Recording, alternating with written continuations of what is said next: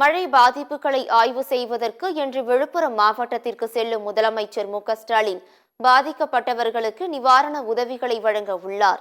வங்கக்கடலில் உருவான பெஞ்சல் புயல் மாமல்லபுரம் புதுச்சேரி இடையே நேற்று கரையை கடந்தது. புயல் கரையை கடந்த நிலையிலும் கடலூர், விழுப்புரம், திருவண்ணாமலை உள்ளிட்ட மாவட்டங்களில் பெய்து வரும் கனமழை ஓயவில்லை.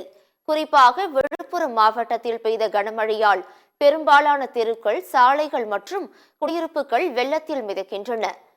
3000த்திற்கும் மேற்பட்ட வீடுகளை வெள்ளம் சூழ்ந்துள்ளதால் மக்கள் அவதிக்கு ஆளாகியுள்ளனர்.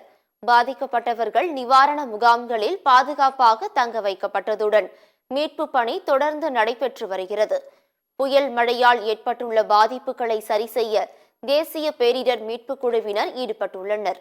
இந்த நிலையில் பெஞ்சல் புயல் மற்றும் கனமழையால் விழுப்புரம், விக்கிரவாண்டி, மரக்காணம் உள்ளிட்ட பகுதிகளில் ஏற்பட்டுள்ள பாதிப்புகளை ஆய்வு செய்வதற்காக முதலமைச்சர் மு.க.ஸ்டாலின் இன்று விழுப்புரம் செல்கிறார். அத்துடன் நிவாரண முகாம்களில் தங்க வைக்கப்பட்டுள்ள மக்களை சந்தித்து அவர்களுக்கு நிவாரணப் பொருட்களை வழங்க உள்ளார்.